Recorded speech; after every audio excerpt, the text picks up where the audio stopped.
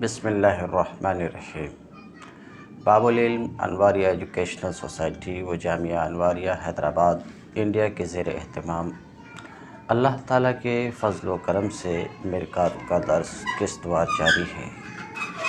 آج کا درس شروع ہوتا ہے فصل المرکب قسمان احدہما المرکب التام وہو ما یصح السکوت علیہ کہ زید قائم۔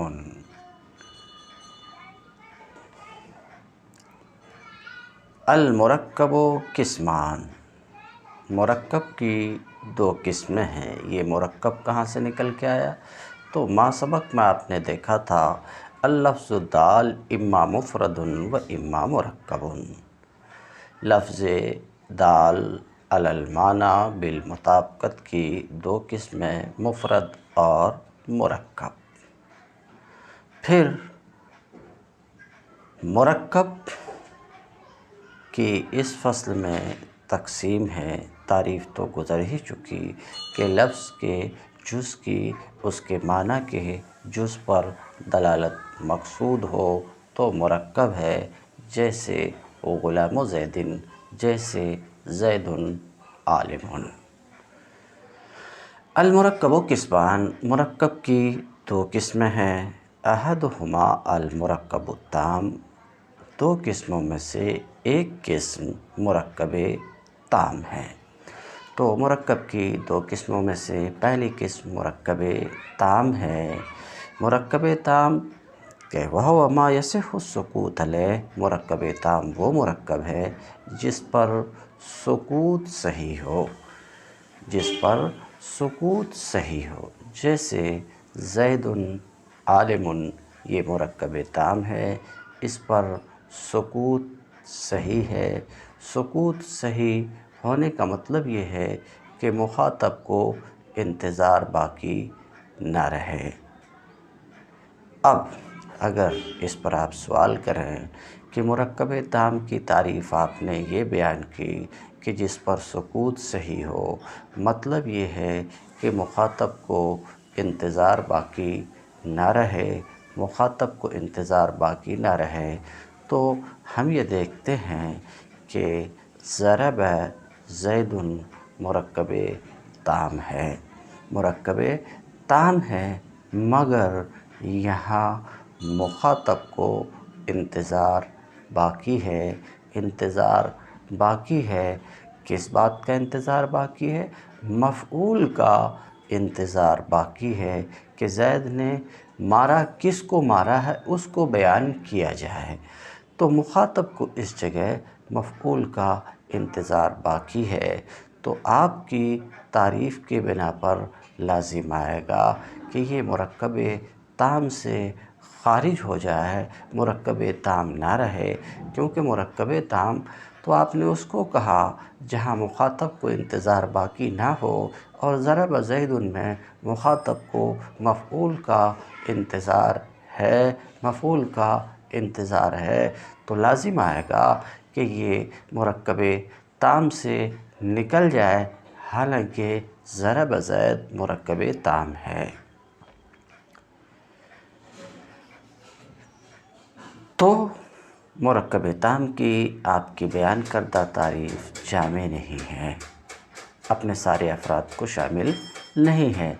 اگر ایسا آپ سوال کریں گے تو اس کے جواب میں ہم کہیں گے کہ ہم نے جو یہ کہا کہ مخاطب کو انتظار باقی نہ رہے، اس کا مطلب یہ ہے کہ وہ انتظار جو مخاطب کو ہوتا ہے محکوم علیہ کے ذکر کے وقت محکوم بہی کے ذکر کا، یا دوسرے لفظ میں کہو محکوم علیہ کے ذکر کے وقت محکوم بہی کا انتظار ہوتا ہے، یا محکوم بہی کے ذکر کے وقت محکوم علیہ کا ہوتا ہے۔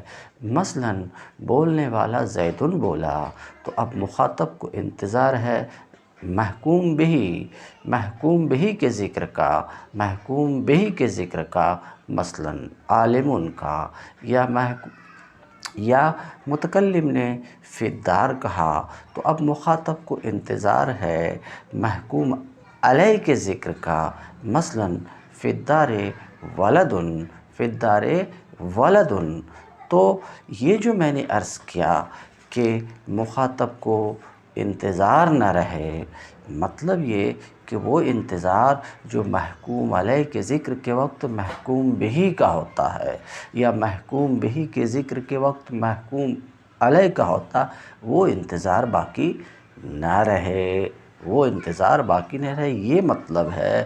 اور ضرب زید کو جو آپ نے لے کر کے سوال کیا ہے، یہاں ویسا انتظار باقی نہیں ہے، اس لیے ضرب زید کا مرکب تام سے خارج ہونا لازم نہیں آئے گا، تاں کہ آپ یہ کہیں کہ یہ تعریف جامع نہیں ہے۔ کہتے ہیں مرکب تام ہوا ما یصح السکوت علیہ، مرکب تام وہ مرکب ہے جس پر سکوت صحیح ہو، جس پر سکوت صحیح ہو، جیسے زید قائم مرکب تام ہے، اس پر سکوت صحیح ہے، یعنی مخاطب کو انتظار باقی نہیں ہے، اس لیے یہ مرکب تام ہے۔ اور دوسری قسم مرکب کی مرکب ناقص ہے۔ تو مرکب دو طرح کا ہے، ایک مرکب تام، دوسرا مرکب ناقص۔ تو مرکب تام کی تعریف آپ نے سن لیا کہ جس پر سکوت صحیح ہو، مرکب ناقص جس پر سکوت صحیح نہ ہو، یعنی مخاطب کو انتظار رہے، مخاطب کو انتظار رہے محکوم علیہ یا محکوم بہی کے ذکر کا، جیسے غلام زید مرکب ہے، یہ بات تو واضح ہے، مگر یہ مرکب غیر تام ہے، مرکب ناقص ہے، کیونکہ یہاں سکوت صحیح نہیں ہے۔ اسی طریقے سے ولد مجتہد، یہ بھی ولد مجتہد یہ بھی مرکب ہے، مگر مرکب ناقص ہے، کیونکہ ولد مجتہد پر سکوت صحیح نہیں ہے، مخاطب کو انتظار باقی ہے۔ یوں ہی فی الدار یہ بھی مرکب ہے، مرکب ناقص ہے، کیونکہ فی الدار اس پر سکوت صحیح نہیں ہے۔ دوسری قسم مرکب ناقص ہے، وہو ما لیس کذالک، مرکب ناقص وہ مرکب ہے جو ایسا نہ ہو، یعنی جس پر قائل کا سکوت صحیح نہ ہو۔ فصل المرکب التام ضربان یقال لأحدہما الخبر والقضیۃ۔ ابھی مرکب تام کی تعریف گزری، جس پر سکوت صحیح ہو وہ مرکب تام ہے۔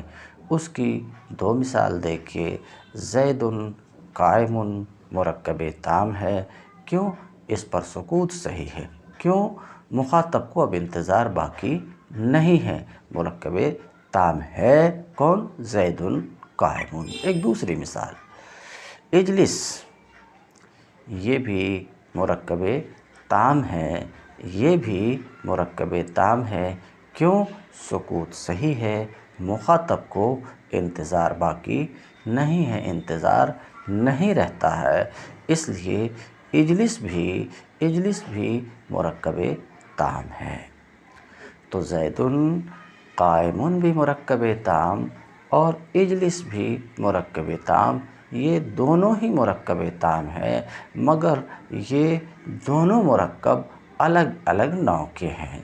زید قائم تو ایسا مرکب تام ہے کہ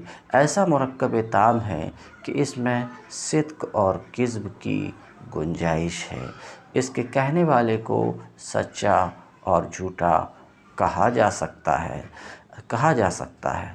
زید قائم ایسا مرکب تام ہے کہ اس میں حکایت ہے، برخلاف اجلس کے ہے یہ بھی مرکب تام، بلا شبہ مرکب تام ہے اجلس، مگر مرکب تام ہے یعنی سکوت صحیح ہے، مگر اس میں صدق و کذب کا احتمال نہیں ہے، کیونکہ یہاں کوئی حکایت ہی نہیں ہے، صدق و کذب کا احتمال نہیں ہے، اس کے قائل کو سچا اور جھوٹا نہیں کہا جا سکتا۔ تو یہ دونوں ہی زید قائم اور اجلس یہ دونوں ہی مرکب تام ہیں، مگر یہ الگ نوع کا ہے اور یہ الگ نوع کا ہے، تو معلوم ہوا مرکب تام دو طرح کا ہوتا ہے۔ مرکب تام کی دو قسم ہیں، ایک کو دو قسموں میں سے ایک کو خبر اور قضیہ کہا جاتا ہے اور دوسرے کو انشاء کہتے ہیں۔ المرکب التام ضربان، مرکب تام کی دو قسمیں ہیں، مرکب تام کی دو قسمیں ہیں۔ یقال لأحدہما، دو قسموں میں سے ایک کو خبر اور قضیہ کہا جاتا ہے، دو قسموں میں سے ایک کو خبر اور قضیہ کہا جاتا ہے۔ اب وہو ما قصد سے خبر اور قضیہ کی تعریف کر رہا ہے۔ وہو ما قصد بہ الحکایت، خبر اور قضیہ وہ مرکب تام ہے، خبر اور قضیہ وہ مرکب تام ہے، وہ کلام ہے، وہ قول ہے، بات ایک ہے۔ وہ ہے تو کہتے ہیں خبر وہ مرکب تام ہے جس سے حکایت مقصود ہو، حکایت یعنی نفس الامر اور واقع کا نقل مقصود ہو۔ تو خبر اور قضیہ وہ ہے جس سے حکایت مقصود ہو اور صدق اور کذب کا محتمل ہو اور اس کے کہنے والے کو سچا یا جھوٹا کہا جا سکے، یہ خبر ہے اور قضیہ ہے۔ تو زید عالم یہ مرکب تام ہے کیونکہ اس پر سکوت صحیح ہے اور اس قول کے قائل کو سچا یا جھوٹا کہا جا سکتا ہے، خود اس قول میں صدق اور کذب کا احتمال ہے، لہٰذا یہ قول زید عالم خبر ہے، قضیہ ہے۔ جیسے السماء فوقنا، السماء فوقنا، آسمان ہمارے اوپر ہے، یہ خبر ہے، قضیہ ہے، کیونکہ اس کے قائل کو سچا یا جھوٹا کہا جا سکتا ہے اور اس قول میں صدق اور کذب کا احتمال ہے۔ اسی طریقے سے قائل کا قول العالم حادث، یہ بھی خبر اور قضیہ ہے، یہ بھی خبر اور قضیہ ہے، کیونکہ اس قول میں صدق اور کذب کا احتمال ہے، کیونکہ اس کے کہنے والے کو سچا یا جھوٹا کہا جا سکتا اور جس قول کے قائل کو سچا یا جھوٹا کہا جا سکتا ہو وہ خبر اور قضیہ ہے، لہٰذا قائل کا قول العالم حادث خبر اور قضیہ ہے۔ فَإِنْ قِيلَ قَوْلُنَا لَا إِلَٰهَ إِلَّا اللَّهُ قَضِيَّةٌ وَخَبْرٌ مَعَ أَنَّهُ لَا يَحْتَمِلُ الْكِذْبَ،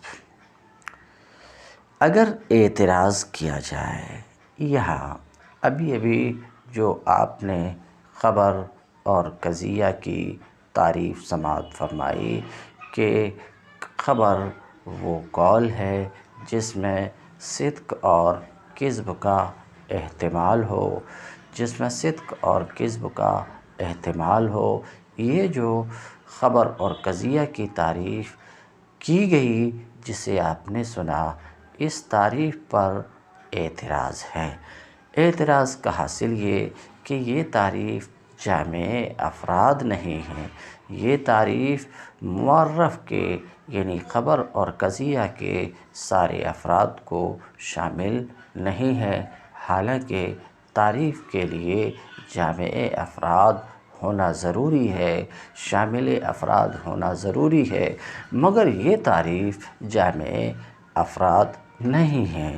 مثال کے طور پہ ہمارا قول لا الہ الا اللہ، ہمارا یہ قول خبر ہے، قضیہ ہے، اور یقینی طور پر یہ قطعی طور پر ہمارا قول صادق ہے، جس میں کذب کا احتمال نہیں ہے۔ ہمارا یہ قول قطعی اور یقینی طور پر صادق ہے کہ اس میں کذب کا احتمال نہیں ہے، تو یہ ہمارا قول جو ہے ایسا قول ہے کہ اس میں کذب کا احتمال نہیں ہے، حالانکہ ہمارا یہ قول خبر ہے، قضیہ ہے، سمجھ رہے ہیں، اور اس میں کذب کا احتمال نہیں ہے، تو ہمارا یہ قول محتمل صدق و کذب نہ ہوا، محتمل صدق و کذب نہیں ہے۔ تو آپ کی تعریف جو آپ نے خبر کی تعریف کی، وہ تعریف اس کے اوپر صادق نہیں آ رہی ہے، تو آپ کی بیان کردہ تعریف جامع نہیں ہے کہ آپ کی تعریف ہمارے اس قول لا الہ الا اللہ کو شامل نہیں ہے، کیونکہ ہمارا یہ قول قطعی طور پہ صادق ہے، جس میں کذب کا احتمال نہیں ہے، تو ہمارا یہ قول محتمل کذب ہے ہی نہیں، تو آپ کی تعریف اس کے اوپر صادق نہیں آئے گی، نہیں آ رہی ہے، حالانکہ یہ خبر اور قضیہ ہے، تو آپ کی تعریف بیان کردہ تعریف جامع نہیں ہے۔ اس کو کہتے ہیں فَإِن قِیل، اگر خبر اور قضیہ کی جو تعریف کی گئی اس تعریف پر اعتراض کیا جائے لا الہ الا اللہ کے ذریعے سے، اور کہا جائے کہ یہ تعریف جامع نہیں ہے، اگر ایسا اعتراض کیا جائے۔ فَإِن قِیل، اگر اعتراض کیا جائے کہ ہمارا قول لا الہ الا اللہ قضیہ ہے اور خبر ہے، باوجود اس کے کہ یہ کذب کا محتمل نہیں ہے، اگر یہ اعتراض کیا جائے قُلْتُ، تو اس اعتراض کے جواب میں کہوں گا، ایسا مصنف علیہ الرحمہ کہتے ہیں کہ میں کہوں گا اس اعتراض کے جواب میں، جواب کا حاصل یہ ہے کہ دیکھو، خبر اپنی ذات کے اعتبار سے قطع نظر امور خارجیہ سے، جیسے حاشیتین کی خصوصیت، تو خبر اپنی جو تعریف کی گئی کہ خبر وہ ہے جو صدق اور کذب کا محتمل ہو، یعنی اپنی ذات کے اعتبار سے صدق و کذب کا محتمل ہو، یہ مراد ہے کہ اپنی ذات کے اعتبار سے، نفس کلام کے اعتبار سے اس کلام میں صدق اور کذب کی گنجائش ہو، اس قول کے قائل کو سچا اور جھوٹا کہا جا سکے، تو نفس قول کے اعتبار سے، نفس کلام کے اعتبار سے، رہا یہ کہ کسی قول و کلام کا صدق یا کذب کا محتمل نہ ہونا امور خارجیہ کے اعتبار سے، تو اس بات کی طرف نظر نہیں ہے، بلکہ تعریف جو کی گئی کہ صدق اور کذب کا محتمل نہ ہو، اس کا مطلب یہ کہ نفس ذات کے اعتبار سے صدق و کذب کا محتمل نہ ہو، نظر یہاں امور خارجیہ کی طرف نہیں ہے، خاص حاشیتین کی طرف نظر یہاں نہیں ہے کہ متکلم کون ہے، متکلم کون ہے، واقع اور نفس الامر کیا ہے، اس کی طرف، اس سے قطع نظر کر کے اس کی طرف نظر نہیں ہے۔ تو جواب کا حاصل یہ ہوا کہ نفس ذات کے اعتبار سے، نفس کلام کے اعتبار سے جس میں صدق اور کذب کی گنجائش ہو وہ خبر ہے، وہ قضیہ ہے، وہ خبر ہے اور قضیہ ہے۔ رہی بات یہ، آپ نے جس قضیہ کو لے کر کے اعتراض کیا، لا الہ الا اللہ، جس قضیہ کو لے کر کے آپ نے اعتراض کیا کہ دیکھیے یہاں کذب کا احتمال نہیں ہے، آپ کا یہ اعتراض مبنی ہے اس بات پر کہ آپ کی نظر مرکوز رہی امر خارجی پر، آپ کی نظر مرکوز ہے واقع پر، اور خبر اور قضیہ میں معتبر واقع نہیں ہے، نظر واقع کی طرف نہیں ہوتی، نفس کلام کی طرف ہوتی ہے کہ نفس کلام، خود کلام میں صدق و کذب کی گنجائش ہے تو خبر ہے، اور امور خارجیہ سے نظر پھیر لیجئے، اپنی نظر کو صرف اس کلام پر آپ مرکوز رکھیے تو آپ کو نظر آئے گا کہ یہ کلام بھی صدق و کذب کا بھی محتمل ہے۔ کیوں؟ اس بات کی دلیل آپ تو یہی کہیں گے کہ کذب کا محتمل نہیں، ہمارا عقیدہ بھی یہی کہتا ہے کہ کذب کا محتمل نہیں ہے، مگر اس کا محتمل ہے کہ کذب کا محتمل نہ ہونا امر خارجی کے اعتبار سے ہے، نفس کلام کے اعتبار سے نہیں ہے، بلکہ نفس کلام میں کذب کی بھی گنجائش ہے، کیونکہ اگر کذب کی گنجائش نہ ہوتی تو کوئی اس کلام اور قول کا انکار نہ کرتا، کوئی اس کی تکذیب نہ کرتا، حالانکہ دنیا میں ہر دور میں بے شمار لوگوں نے اس کلام کا انکار کیا ہے، اس قول کا انکار کیا ہے اور آج بھی کر رہے ہیں۔ تو یہ تو دلیل ہے اس بات کی کہ اس کلام میں، لا الہ الا اللہ میں بھی کذب کا احتمال ہے،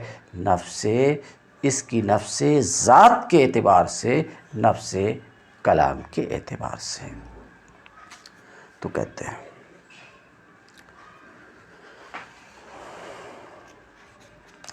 تو میں اس اعتراض کے جواب میں کہوں گا کہ محض لفظ لا الہ الا اللہ کذب کا محتمل ہے، اگرچہ حاشیتین یعنی متکلم اور واقع کی خصوصیت کی طرف نظر کرتے ہوئے یہ کذب کا محتمل نہیں ہے۔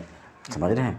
کذب کا محتمل، یہ خبر کذب کی محتمل نہیں ہے حاشیتین کی خصوصیت کی وجہ سے۔ کہتے ہیں کذب کی محتمل نہیں، وَيُقَالُ لِسَانِ الْقِسْمَيْنِ، ابھی آپ نے دیکھا کہ خبر کی اور قضیہ کی اوپر میں آپ نے دیکھا کہ مرکب تام کی دو قسمیں ہیں، ایک خبر اور قضیہ، خبر اور قضیہ کی تعریف کر دیے، مثال بیان کیے، اور اس کے اوپر جو اعتراض مشہور ہے اس اعتراض کو ذکر کیا اور اس کے جواب کو ذکر کیا۔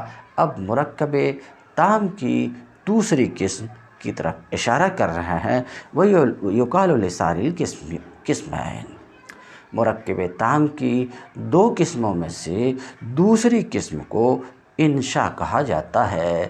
تو خبر وہ مرکب تام ہے جس میں صدق اور کذب کا احتمال ہو، اور انشاء وہ مرکب تام ہے جس میں صدق اور کذب کا احتمال نہ ہو، جیسے اجلس مرکب تام ہے مگر اس میں صدق و کذب کا احتمال نہیں ہے۔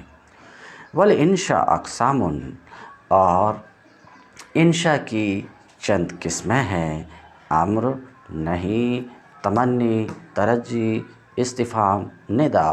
امر جیسے افعل، نہیں جیسے لا تفعل، تمنی جیسے لیت زیدن حاضر، ترجی جیسے لعل امرا غائب، استفہام جیسے ازید عالم، ندا جیسے یا اللہ۔ یہ سب انشا کی قسمیں ہیں۔ ان کی مزید تفصیل معلوم کی جا سکتی ہے علم نحو سے۔ المفہوم اے ما حصل فی الذہن۔ مصنف علیہ رحمت و رضوان الفاظ کی بحث سے فارغ ہونے کے بعد فن منطق سے مقصود قسم اول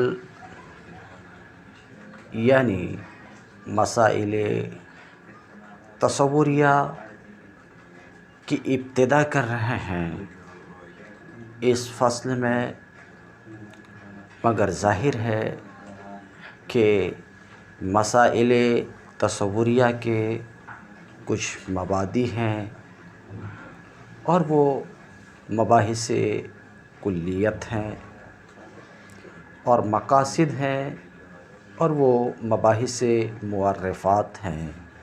اور چونکہ مبادی یعنی کلیات خمسہ کی تقدیم مسائل پر واجب ہے، اس لیے مصنف نے فرمایا المفہوم ما حصل فی الذہن۔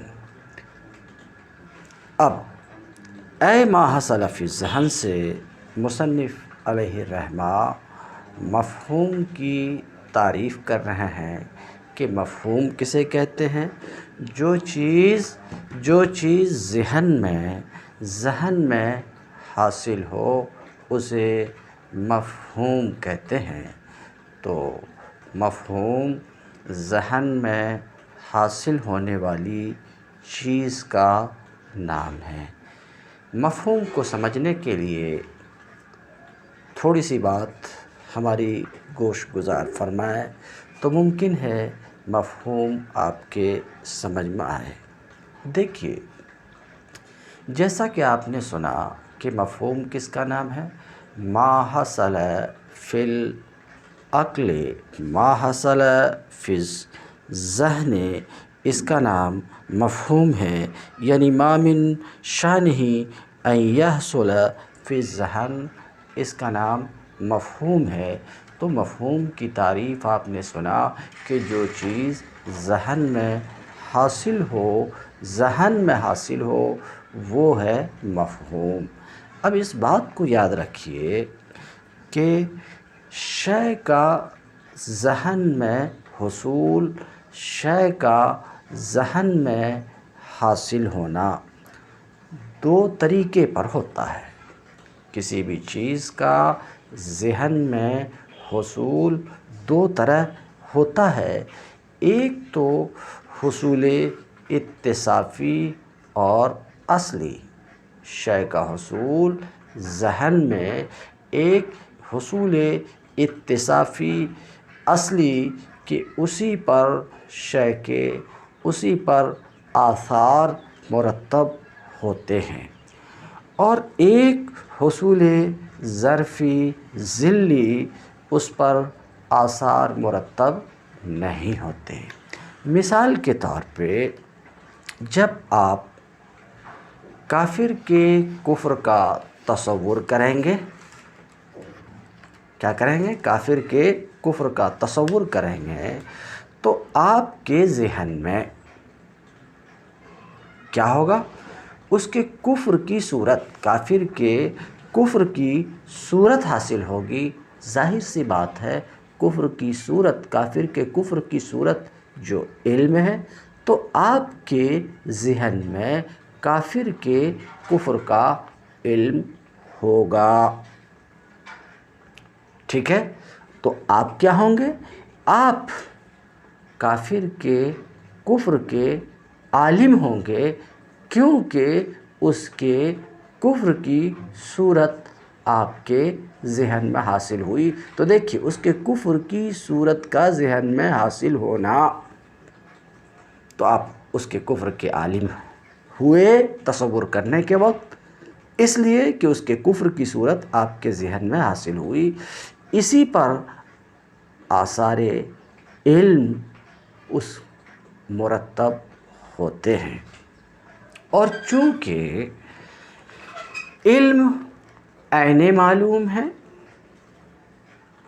تو کفر کی صورت تو حاصل ہوئی ہی، اس کا کفر بھی اس صورت کے ضمن میں آپ کے ذہن میں حاصل ہوا، آپ کے ذہن میں حاصل ہوا، اور یہ اب اس کے کفر کا حصول آپ کے ذہن میں، اس کے کفر کا وجود آپ کے ذہن میں، یہ اس معلوم کا وجود ذلی ہے جس پر اس معلوم کے آثار مرتب نہیں ہوتے۔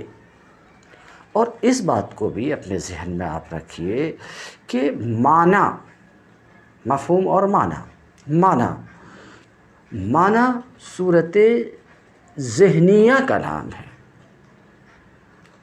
معنی کس کا نام ہے؟ صورت ذہنیہ کا نام ہے۔ اور یہ صورت ذہنیہ خوب یاد رکھیے، صورت ذہنیہ یہ بولی جاتی ہے علم پر بھی اور معلوم پر بھی۔ صورت ذہنیہ کا اطلاق کس پر ہوتا ہے؟ علم پر بھی ہوتا ہے، جیسا کہ شروع کتاب میں آپ سن چکے ہیں۔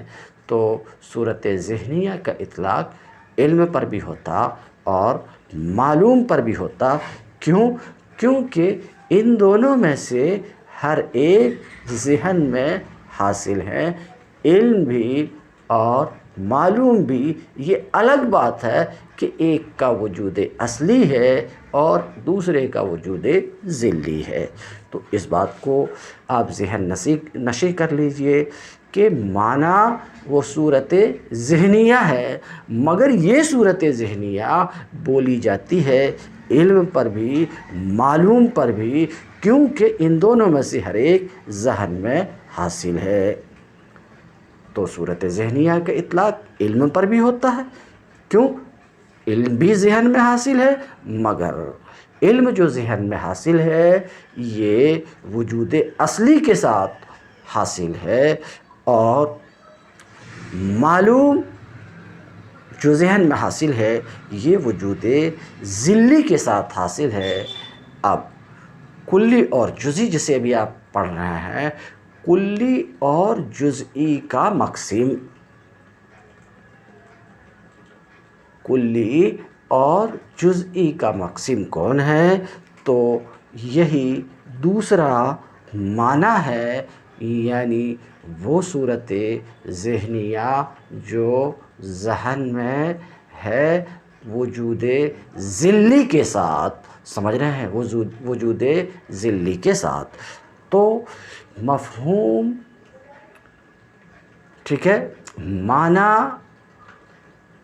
جو کلی کا مقسم ہے، تو کہتے ہیں کلی اور جزئی کا جو مفہوم اور معنی مقسم ہے وہ معنی ثانی جس کو آپ نے سنا کہ صورت ذہنیہ جو ذہن میں وجود ذلی کے ساتھ حاصل ہے، اس لیے یہ مقسم ہے کہ یہ دونوں معلوم کے صفت ہیں۔ کلی اور جزئی کس کے صفت ہیں؟ معلوم کے صفت ہیں۔ پھر اس بات کو بھی اپنے ذہن میں محفوظ رکھیں تاکہ مفہوم کی زیادہ سے زیادہ وضاحت آپ کے نزدیک ہو سکے کہ وہی صورت جو ذہن میں وجود ذلی کے ساتھ موجود ہے، اس صورت کو معنی بھی کہا جاتا، مفہوم بھی کہا جاتا، مدلول بھی کہا جاتا، مقصود بھی کہا جاتا۔ تو آپ کو بات سمجھ میں آ گئی ہوگی کہ مفہوم، معنی، مدلول، مقصد، مطلب یہ سب حقیقت میں ایک ہی چیز ہے، یعنی شے کی وہ صورت جو ذہن میں وجود ذلی کے ساتھ موجود ہے، یہی معنی ہے، یہی مفہوم ہے، یہی مدلول ہے، یہی مطلب ہے، یہی مقصود ہے۔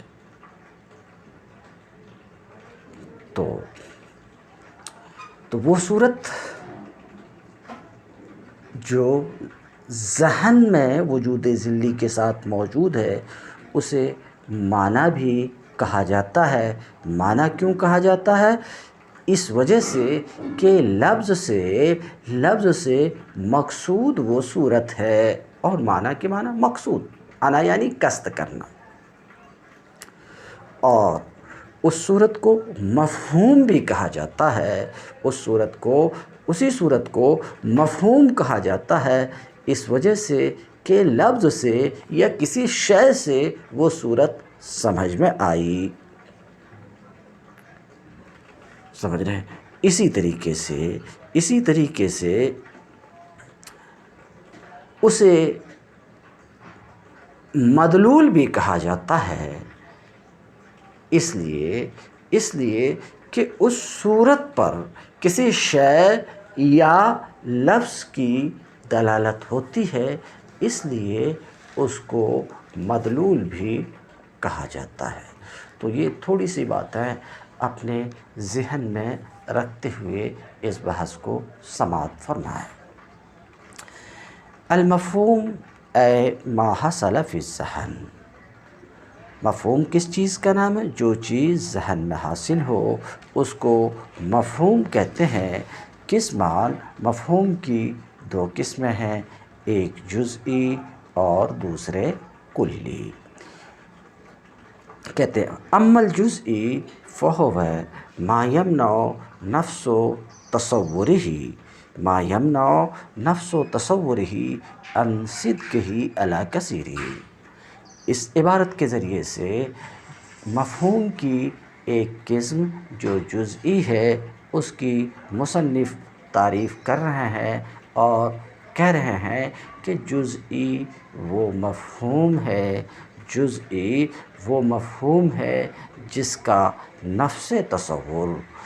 مفہوم کا نفس تصور کثیرین پر صدق سے منع نہ کرے۔ بہرحال الفاظ تو آتے رہیں گے۔ جزئی کی تعریف یہاں پر کی جا رہی ہے کہ جزئی وہ مفہوم ہے جس مفہوم کا نفس تصور کثیرین پر صدق سے منع کرے۔ آسان لفظ میں جس مفہوم میں شرکت ممنوع ہو وہ جزئی ہے۔ تو جس مفہوم کا نفس تصور، دوسرے لفظ میں بدلوں کہ جزئی وہ مفہوم ہے کہ عقل اس مفہوم کے کثیرین پر صادق آنے کی اجازت نہ دے۔ کوئی ایسا مفہوم جس مفہوم کے کثیرین پر صادق آنے کی عقل اجازت نہ دے وہ جزئی ہے۔ جس مفہوم کا نفس تصور کثیرین پر صادق آنے سے منع کرے وہ جزئی ہے۔ مثال کے طور پہ زید کا مفہوم جزئی ہے۔ کیونکہ یہ مفہوم عقل کے نزدیک کثیرین پر صادق نہیں آ سکتا۔ عقل اس مفہوم کو کثیرین پر صادق آنے سے روکتی ہے۔ عقل زید کے مفہوم کو کثیرین پر صادق آنے سے منع کرتی ہے، لہٰذا زید کا مفہوم جزئی ہے۔ اب مفہوم ہٹا کر کے صرف ہم زید بولیں گے، اور ظاہر سی بات ہے کلی جزئی مفہوم کی قسم ہے، زید بولے تو زید کا مفہوم ہی سمجھا جائے گا۔ تو جزئی الفاظ بدل رہا ہوں، وہ مفہوم ہے جس میں شرکت نہ ہو سکے، تو کلی جس میں شرکت ہو سکے، تو وہ مفہوم جس میں شرکت نہ ہو سکے، جیسے زید کا مفہوم، اس میں شرکت نہیں ہو سکتی، لہٰذا زید جزئی ہے۔ ھذا الولد جزئی ہے، کیوں؟ اس میں شرکت نہیں ہو سکتی۔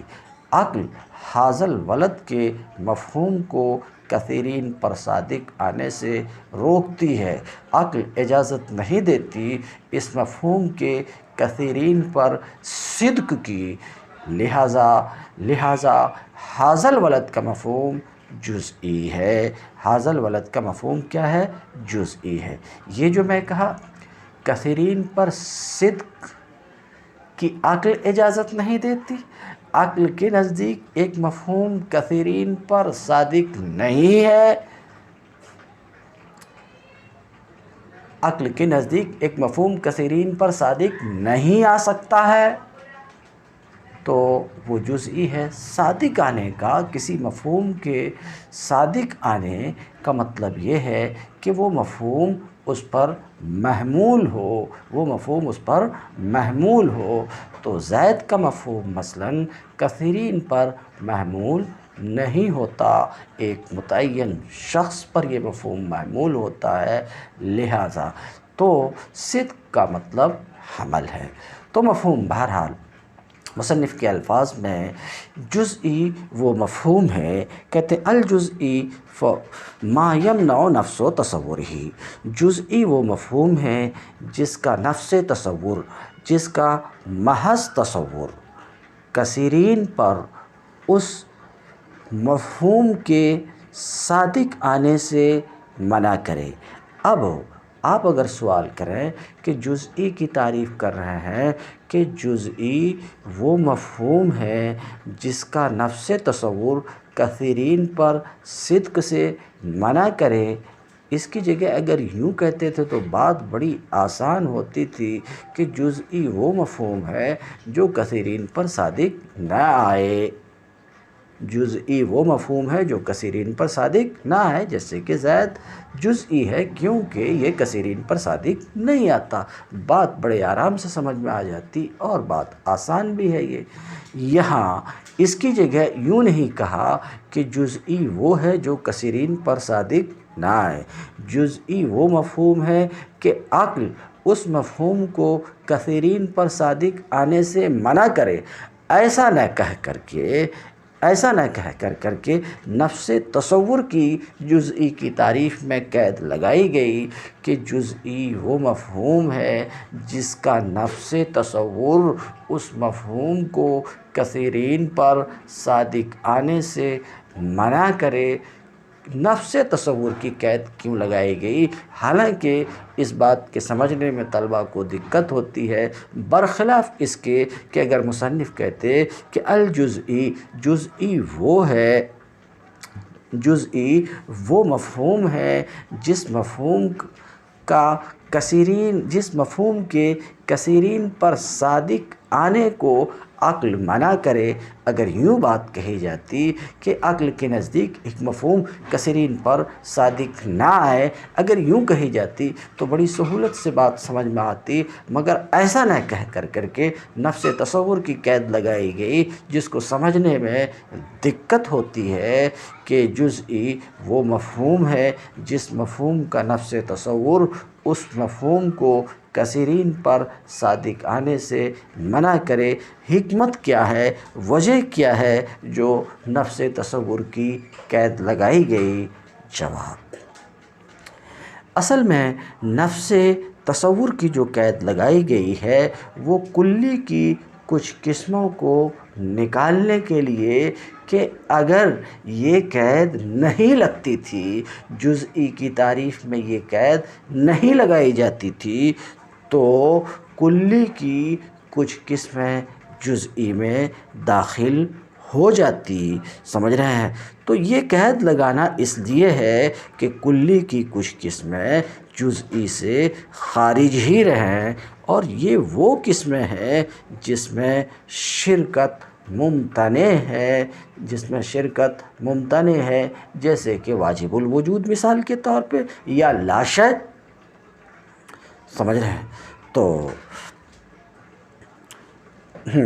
تو منع کی قید لگائی، منع کو نفس تصور سے مقید کیا گیا تاکہ بعض قسمیں، کلی کی بعض قسمیں جس میں شرکت ممتنع ہے، جس میں شرکت ممتنع وہ خارج رہی ہیں، مگر نفس تصور کی وجہ سے نہیں، بلکہ بعض قسموں میں جس میں کہ شرکت ممتنع ہے امر خارج کی وجہ سے، جیسے کہ واجب الوجود کا مفہوم، واجب الوجود کا مفہوم، اس لیے کہ دلائل توحید کی طرف نظر کرتے ہوئے اس میں کثیرین پر صدق کی صلاحیت نہیں ہے، لیکن اس کا نفس مفہوم ان دلائل سے قطع نظر کر کے کثیرین پر صدق کا صالح ہے، اور اس لیے بھی قید لگائی گئی تاکہ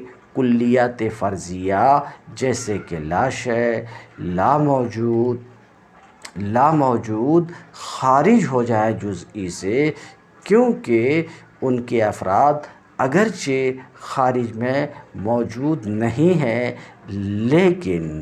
لیکن کلیات فرضیہ کا محض تصور ان کو کثیرین پر صادق آنے سے نہیں روکتا۔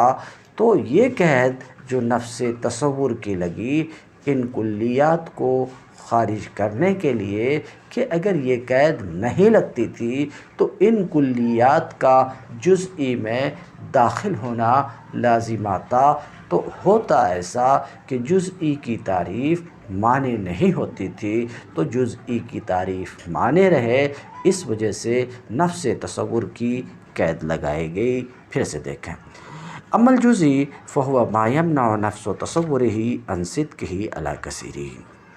تو جزئی وہ مفہوم ہے جس کا نفس تصور، جس مفہوم کا محض تصور کثیرین پر اس کو صادق آنے سے منع کرے، جیسے کہ زید، جیسے کہ عمرو۔ کیوں؟ اس لیے کہ ان کا نفس تصور ان کو کثیرین پر صادق آنے سے منع کرتا ہے، اس لیے زید کا مفہوم، عمرو کا مفہوم جزئی ہے۔ ھذا جیسے وھذا زید جزئی ہے، جیسے کہ زید اور عمرو، اور جیسے ھذا الفرس، ھذا الجدار، یہ سب جزئی ہیں۔ کیا ہیں؟ جزئی ہیں، سمجھ رہے ہیں؟ کیوں؟ کیونکہ ھذا الفرس یہ جزئی ہے، یہ کثیرین پر صادق نہیں آتا، سمجھ رہے ہیں؟ اس کا نفس تصور اس مفہوم کو کثیرین پر صادق آنے سے روکتا ہے، اس لیے ھذا الفرس یہ جزئی ہے۔ اسی طریقے سے ھذا الجدار جزئی ہے، ھذا الولد جزئی ہے۔ ہاں، فرس وہ جزئی نہیں ہے، جدار وہ جزئی نہیں ہے، ولد جزئی نہیں ہے، مگر ھذا الولد اور ھذا الجدار جزئی ہے۔ کیوں؟ کیونکہ یہاں شرکت ممکن نہیں ہے، شرکت روا نہیں ہے، ھذا الجدار کے مفہوم میں شرکت ممکن نہیں ہے۔ وَأَمَّا الْكُلِّ فَهُوَ مَا لَا يَمْنَعُ نَفْسُ تَصَوُّرِهِ عَنْ وُقُوعِ الشِّرْكَةِ وَعَنْ فِيهِ وَعَنْ صِدْقِهِ عَلَى كَثِيرٍ۔ کلی وہ مفہوم ہے جس کا نفس تصور اس کو کثیرین پر صادق آنے سے منع نہ کرے۔ سمجھنے کے لیے، سہولت کے لیے، کلی وہ مفہوم ہے جو کثیرین پر صادق آئے، کثیرین پر صادق آئے۔ اس تعریف پہ تھوڑا سا اعتراض ضرور ہے، مگر سمجھنے میں آپ کو آسانی ہوگی۔ جیسے انسان کلی ہے، کیوں؟ کیونکہ انسان کا مفہوم کثیرین پر صادق آتا ہے، کہ انسان کا مفہوم حیوان ناطق ہے، اور یہ حیوان ناطق زید پر بھی صادق آتا ہے، عمر پر بھی صادق آتا ہے، بکر پر بھی صادق آتا ہے۔ تو بتا چکا میں، ایک مفہوم کے صادق آنے کا کسی چیز پر مطلب یہ ہے کہ وہ مفہوم اس چیز پر محمول ہو۔ تو انسان کا مفہوم کلی ہے کیونکہ انسان کا مفہوم محمول ہے کچھ چیزوں پہ، مثلا زید پہ، عمر پہ، بکر پہ۔ تو کلی کی تعریف ہو رہی تھی کہ کلی وہ مفہوم ہے جس مفہوم کا نفس تصور، یہاں بھی نفس تصور کی قید لگائی گئی تاکہ یہ تعریف کلی کی، یہ تعریف اپنے سارے اقسام کو، یہ اپنے سارے افراد کو متناول رہے، کیونکہ کلی کی کوئی قسم تو ایسی ہے کہ نفس الامر میں، خارج میں اس کا ایک فرد بھی نہیں ہے، مگر اس کے باوجود وہ کلی ہے۔ کیونکہ عقل اس مفہوم کیونکہ اس مفہوم کا نفس تصور اس مفہوم کو کثیرین پر صادق آنے کی اجازت دیتا ہے۔ یہ الگ بات ہے کہ اس مفہوم کا کوئی فرد موجود نہیں ہے، مگر چونکہ نفس تصور اس مفہوم کو کثیرین پر صدق کی اجازت دیتا ہے، سمجھ رہے ہیں؟ نفس تصور کے اعتبار سے عقل اس مفہوم کے کثیرین پر صدق کی اجازت دیتی ہے، اس لیے وہ کلی ہے۔ تو نفس تصور کی قید لگائی گئی تاکہ یہ کلی کی تعریف جامع رہے اور اپنے سارے افراد کو یہ تعریف شامل رہے، یعنی اس کلی کو بھی جس کا خارج میں کوئی فرد نہیں ہے یا صرف ایک فرد موجود ہے، ان سب کو یہ تعریف جامع رہے۔ اس وجہ سے یہاں بھی نفس تصور کی قید لگائی گئی۔ تو اما الکلی فہو ما لا یمنع نفس تصورہ، کلی وہ مفہوم ہے جس کا نفس تصور اس کو کثیرین پر صادق آنے سے منع نہ کرے، جیسے کہ انسان اور جیسے کہ فرس۔ وقد یفسر الکلی والجزئی بتفسیرین آخرین، اور کبھی کلی اور جزئی کی تفسیر دوسری تفسیروں کے ساتھ بھی کی جاتی ہے، اور وہ یہ ہیں: اما الکلی ما جوز العقل تکثرہ من حیث تصورہ، کہ کلی وہ ہے، ما جوز کلی تو وہ مفہوم ہے جس کے تکثر، جس کے کثیر ہونے کو عقل جائز قرار دے اس کے تصور کے اعتبار سے۔ وَأَمَّا الْجُزْءِ فَهُوَ مَا لَا يَكُونُ كَذَلِكَ، اور جزئی وہ مفہوم ہے جس کے تکثر کو، جس کے کثیر ہونے کو عقل جائز قرار نہ دے اس کے تصور کے اعتبار سے۔ تو یہاں آپ نے کلی اور جزئی کی دوسری تعریف پہلی تعریف سے ذرا ہٹ کر کے آپ نے سماعت فرمائی، مگر دونوں میں فرق یہ ہے کہ پہلی جگہ جب کلی اور جزئی کی تعریف مصنف بیان کر رہے تھے تو پہلے جزئی کی تعریف کیے، بعد میں کلی کی تعریف۔ یہاں پر پہلے کلی کی تعریف اور پھر جزئی کی تعریف، یہ تبدیلی کی وجہ کیا ہے؟ تبدیلی کی وجہ یہ ہے کہ پہلی جگہ میں چونکہ جزئی کی تعریف وجودی اور کلی کی تعریف عدمی، اور دوسری جگہ میں یہاں پہ کلی کی تعریف وجودی اور جزئی کی تعریف عدمی ہے، اور وجودی کو عدمی پر شرافت حاصل ہے، اس وجہ سے یہ تبدیلی آئی۔ یعنی پہلی جو دونوں تفسیریں جزئی اور کلی کی تھی، ان تفسیروں کو دیکھیے تو جزئی کی تفسیر وجودی ہے جس کا نفس تصور اس مفہوم کو کثیرین پر صادق آنے سے منع کرے، وہ جزئی، دیکھیے یہ مفہوم وجودی ہے، اور کلی منع نہ کرے، یہ عدمی ہے۔ تو پہلی جزئی اور کلی کی جو تفسیریں تھی اس میں جزئی کی کا مفہوم وجودی اور کلی کا مفہوم عدمی ہے، تو وہاں جزئی کی پہلے تعریف کیے، کلی کی بعد میں تعریف کیے۔ ابھی جو دوسری تفسیر جزئی اور کلی کی رکھ رہے ہیں، اس دوسری تفسیر میں کلی کا مفہوم وجودی اور جزئی کا مفہوم عدمی ہے، اس وجہ سے یہ تبدیلی آئی جسے آپ نے دیکھا۔ تو کہتے ہیں کلی وہ مفہوم ہے جس کے تکسر کو عقل جائز قرار دے، اور جزئی جو ایسی نہ ہو، یعنی وہ مفہوم ہے جس کے تکسر کو عقل جائز قرار نہ دے اس کے تصور کے اعتبار سے۔ فصل الکلی اقسام، کلی کی چند قسمیں ہیں۔ ان قسموں کو بیان کیے جانے کی ضرورت کچھ یوں ہے کہ مبتدئین کلی کا لفظ سنتے ہیں، کلی کا ابتدائی درجہ کے طلباء جب کلی کا لفظ سنتے ہیں تو فوراً ان کو ایسا لگتا ہے کہ کوئی کلی ہے، تو اس کا مطلب یہ ہے کہ خارج میں یا ذہن میں خارج میں اس کے بہت سے افراد بھی ہیں، اس کے خارج میں بہت سے افراد بھی ہیں۔ تو مبتدئین کا ذہن اس بات کی طرف جاتا ہے کہ جو کلی ہوگی خارج میں اس کے بہت سے افراد بھی ہوں گے، جیسے انسان کلی ہے، خارج میں اس کے بہت سے افراد ہیں، زید، عمرو، بکر، خالد وغیرہ بہت سے افراد ہیں۔ تو مبتدئین کا ذہن اس بات کی طرف جاتا ہے اور ان کو لگتا ہے کہ کلی کے لیے ضروری ہے، کلی کے لیے کسی بھی مفہوم کے کلی ہونے کے لیے یہ ضروری ہے کہ اس کے خارج میں بہت سے افراد ہوں۔ تو اس وہم کو دور کرنے کے لیے کہ عزیز طلباء یہ کلی کی ایک قسم ہے،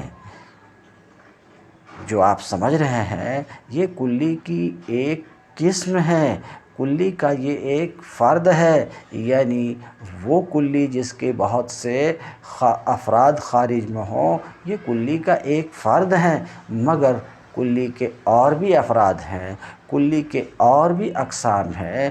کلی کی صرف یہی ایک قسم نہیں ہے کہ اس کے خارج میں ڈھیر سارے افراد ہوں، بلکہ کلی کی 6 قسمیں ہیں۔ مثلاً کوئی کلی تو ایسی بھی ہے کہ ہے وہ کلی اور خارج میں اس کا کوئی ایک فرد بھی موجود نہیں ہے، بلکہ خارج میں اس کا وجود ہی محال ہے۔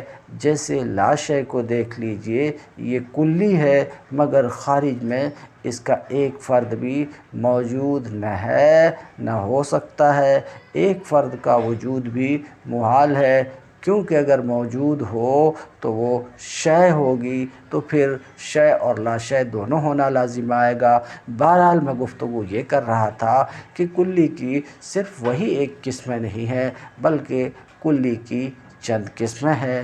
مثلاً لاشے کو دیکھ لیجئے، ایک فرد بھی خارج میں موجود نہیں ہے مگر کلی ہے۔ کیوں کلی ہے؟ کیونکہ کلی کا مفہوم آپ نے سنا، عقل جس مفہوم کے تکسر کو بحیثیت تصور جائز قرار دے، لاشے کا جو مفہوم ہے اس مفہوم کے تکسر کو عقل جائز قرار دیتی ہے تصور کے اعتبار سے، اس لیے یہ کلی ہے، اگرچہ خارج میں کوئی ایک فرد بھی اس کا موجود نہیں ہے، بلکہ کسی ایک فرد کا وجود بھی محال ہے۔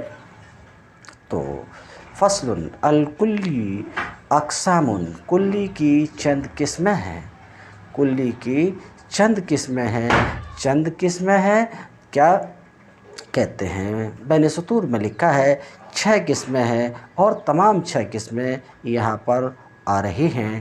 تو کلی کی چند قسمیں ہیں، چند قسموں میں سے ایک قسم یہ ہے کہ ما یمتنع وجود افرادہ فی الخارج، ایک قسم تو یہ ہے، ایک وہ کلی ہے جس کے افراد کا وجود خارج میں ممتنع اور محال ہو، جن کے افراد کا وجود خارج میں محال ہو، افراد کا خارج میں وجود ہو ہی نہیں سکتا، جیسے کلیات فرضیہ یعنی لا شے، لا ممکن، لا موجود، لا شے، لا ممکن، لا موجود۔ اب رہی بات یہ کہ ان مفہومات کو کلیات کہا گیا، لا شے کے مفہوم کو، لا ممکن کے مفہوم کو، لا موجود کے مفہوم کو کلی کہا گیا، اس لیے کہ عقل محض تصور سے قطع نظر اس سے کہ یہ کسی فرد کو خارج میں شامل ہو، عقل اس مفہوم کے کثیرین پر صادق آنے سے منع نہیں کرتی، اس لیے یہ کلی ہیں کہتے ہیں۔ ایک قسم تو یہ ہے کہ اس کے سارے افراد خارج میں محال ہوں، جیسے لا شے، لا ممکن، لا موجود، ان میں سے ہر ایک کلی ہے، حالانکہ ان کلیات میں سے ہر ایک کلی کا ہر ایک فرد خارج میں ممتنع ہے۔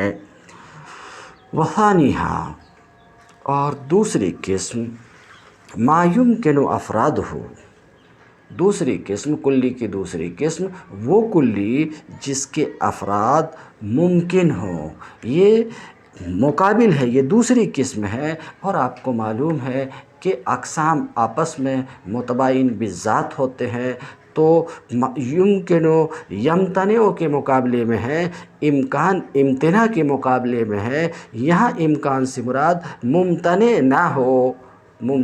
نہ ہو، تو دوسری قسم وہ کلی جس کے افراد ممتنع نہ ہوں، خارج میں جس کے افراد ممتنع نہ ہوں، یہ مراد ہے۔ تو اب تقابل بھی ہو گیا، اور تقابل ہو گیا، بس اتنی سی بات کافی ہے، کہتے ہیں۔ دوسری قسم وہ کلی جس کے افراد ممتنع نہ ہوں، جس کے افراد ممکن ہوں اور پائے نہ جاتے ہوں، موجود نہ ہوں، جیسے کہ عنقا سمجھ رہے ہیں، عنقا یہ 4 پاؤں والا ایک لمبا پرندہ ہے، جس کے 2 بازو ہیں، ایک بازو مشرق میں، ایک بازو مغرب میں۔ اس وقت فی الواقع فلاسفہ کے نزدیک عنقا موجود نہیں ہے، تو عنقا ایک کلی ہے، کیوں؟ عقل اس کے مفہوم، عقل کے نزدیک عنقا کے مفہوم کا کثیرین پر صدق جائز ہے، نفس تصور کے اعتبار سے اس کا مفہوم کثیرین پر صادق آنا عقل کے نزدیک جائز ہے، اس لیے یہ کلی ہے۔ تو عنقا کلی ہے، سمجھ رہے ہیں، اس کے افراد ممکن ہے، یہ الگ بات ہے کہ خارج میں پائے نہیں جاتے، کیونکہ ممکن کے لیے وجود خارجی ضروری نہیں ہے، جیسے یاقوت کا پہاڑ کلی ہے، نفس تصور اس مفہوم کو کثیرین پر صادق آنے سے منع نہیں کرتا ہے، اس لیے کلی ہے، یہ الگ بات ہے، اور اس کے افراد خارج میں ممکن بھی ہے مگر پائے نہیں جاتے ہیں، جیسے سونے کا پہاڑ یہ بھی کلی ہے، اس کے افراد ممکن ہیں، یہ الگ بات ہے کہ اس کا کوئی فرد خارج میں پایا نہیں جاتا، یہ دوسری قسم۔ تیسری قسم ما امکنت افراد ہو، وہ کلی جس کے افراد خارج میں ممکن ہوں، ولم توجد من افرادہ، مگر اس کے افراد میں سے صرف ایک فرد خارج میں پایا جاتا ہو، جیسے کہ شمس، یہ کلی ہے، شمس عالم کو روشن کرنے والا، آفتاب اس کا مفہوم کلی ہے، سمجھ رہے، اس کے بہت سے افراد خارج میں ممکن ہیں، مگر یہ کہ اس کے افراد میں سے خارج میں صرف ایک فرد پایا جاتا ہے۔ چوتھی قسم اس کے افراد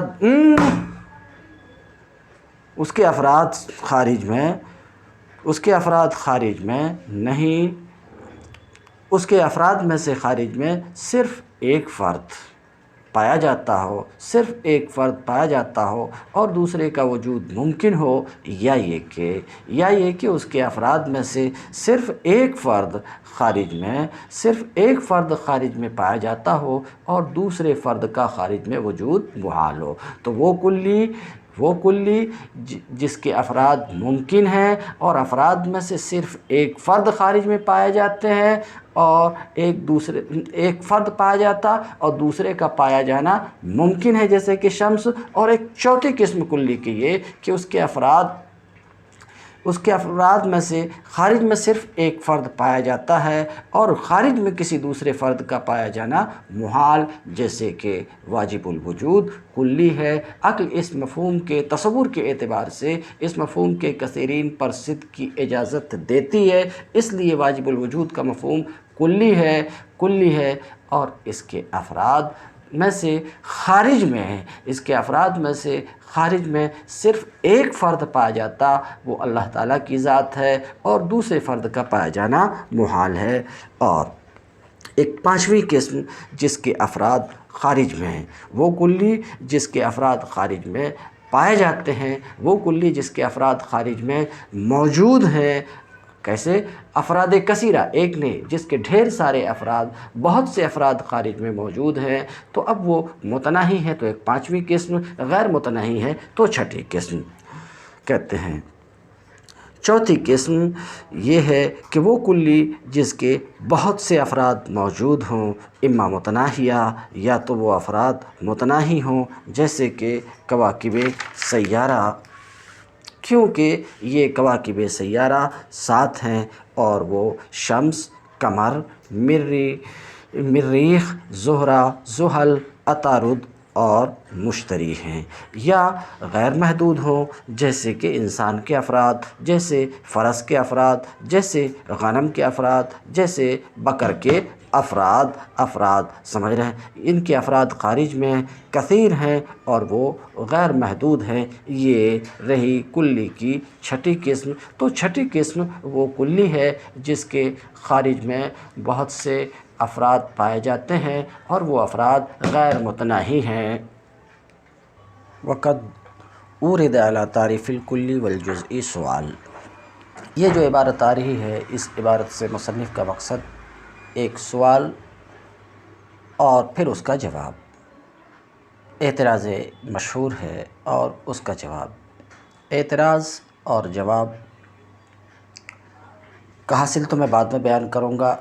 سر دست یہ اعتراض کلی اور جزئی کی تعریف پر ہے کہ ابھی جو کلی اور جزئی کی تعریف بتائی گئی، کلی کی تعریف یہ تھی کہ ایک مفہوم کسی بھی مفہوم کے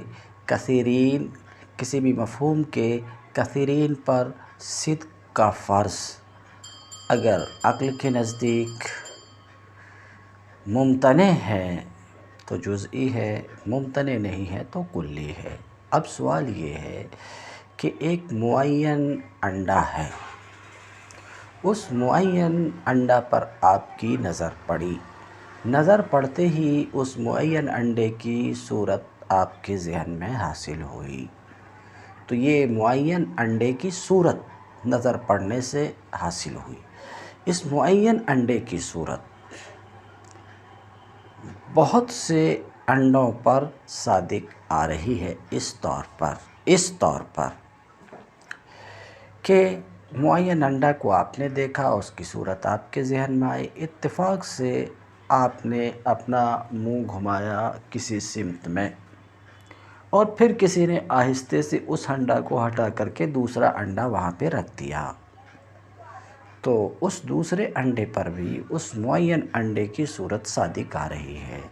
پھر آپ نے منہ گھمایا ایک دوسرے سمت میں ہٹا کر کے ایک تیسرا انڈا رکھ دیا، تو اس تیسرے انڈے پر بھی وہی معین انڈے کی صورت صادق آ رہی ہے، تو اس پر یہ معین انڈے کی صورت کثیرین پر صادق آ رہی ہے، اور جب کثیرین پر صادق آ رہی ہے تو جیسا کہ آپ نے بتایا کہ وہ مفہوم جو کثیرین پر صادق آئے وہ کلی ہے، تو معین انڈے کی صورت کثیرین بہت سے انڈوں پر یہ صورت صادق آ رہی ہے،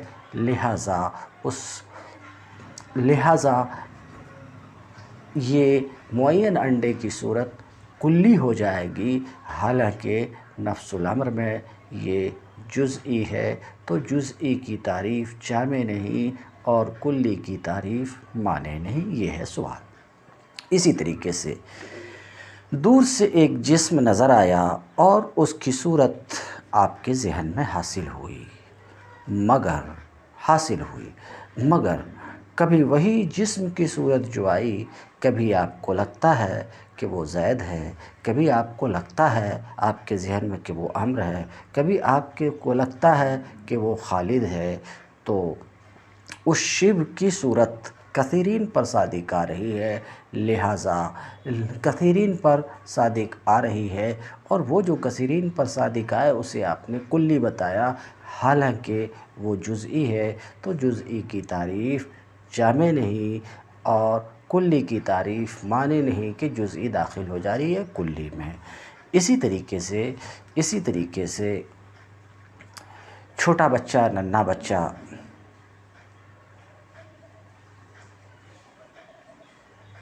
کہ اس ننھے بچے کو جو کوئی عورت اپنے گود میں لیتی ہے، بچے کو محسوس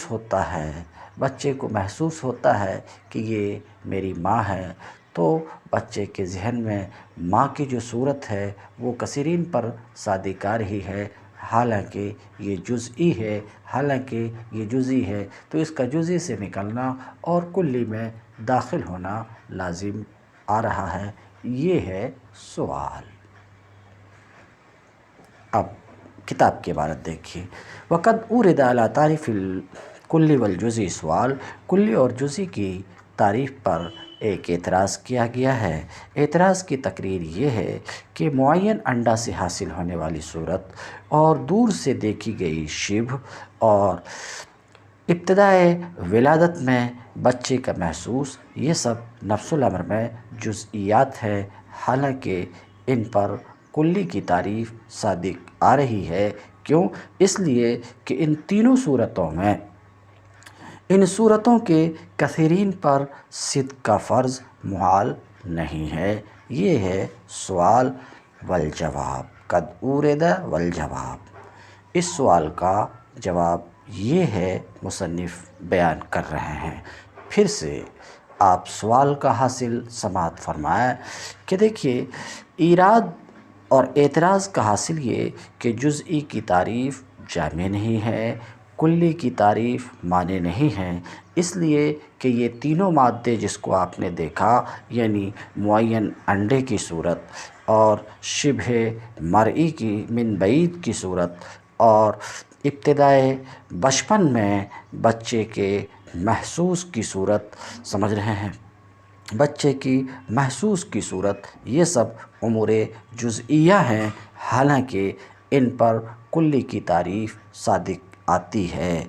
تفصیل اس کی یوں ہے کہ معین انڈے سے حاصل ہونے والی صورت قطع نظر اس کے تشخص حسی سے یہ صالح ہے، انڈوں میں سے ہر ایک میں اشتراک کے ان انڈے جو غیر متمیز ہیں حس سے، اسی طریقے سے دور سے دیکھی گئی شبہ یہ صالح ہے منطبق ہونے کے زید پر، عمر پر، بکر وغیرہ پہ۔ تیسری صورت میں تو یہ کہا گیا کہ حصے مشترک بچے میں اس کے عقل کے ناقص ہونے کی وجہ سے یہ قدرت حصے مشترک میں یہ طاقت نہیں ہوتی کہ وہ مادے سے صورت کو اخذ کرے، خاص طور پہ تو بداہتاً حاصل ہونے اس کے خیال میں حاصل ہونے والی صورت کثیرین پر منطبق ہوگی۔ یہ تو سوال تھا، جواب کا حاصل یہ کہ یہ تین صورتیں یا تو وحدت اس میں ماخوذ ہوگی جیسا کہ ظاہر ہے، اس لیے کہ معین مادوں سے یہ ماخوذ ہیں تو امور جزئیہ ہے بلا شبہ۔ کیوں؟ اس لیے کہ کثیرین پر یہ صورتیں اجتماعی طور پر صادق نہیں آتی، اور کلی میں یہی بات معتبر ہے کہ وہ صورت اجتماعی طور پر کثیرین پر صادق آتی ہو یا وحدت معتبر نہ ہو تو وہ کلیہ ہوگی اور کوئی اس پر اعتراض نہیں۔ جواب یہ ہے کہ مراد کلی کی تعریف میں مفہوم کے صدق سے، کلی کی تعریف میں کسی مفہوم کے کثیرین پر صادق آنے کا مطلب یہ ہے کہ اجتماعی طور پر وہ مفہوم کثیرین پر صادق آتا ہو، اور یہ صورتیں یعنی معین انڈا کی صورت وغیرہ یہ کثیرین پر صادق آتی ہیں یکے بعد دیگرے ایک ساتھ نہیں، کیونکہ وحدت ان صورتوں میں ماخوذ ہے بداہتاً اس وجہ سے کہ معین جزئی مادہ سے ماخوذ ہے۔ اگر اس میں وحدت ملحوظ نہ ہو تو یقیناً کلیہ ہوں گی بلا لزوم اعتراض کے۔ ھذا اے خذ ھذا، اسے لے لو۔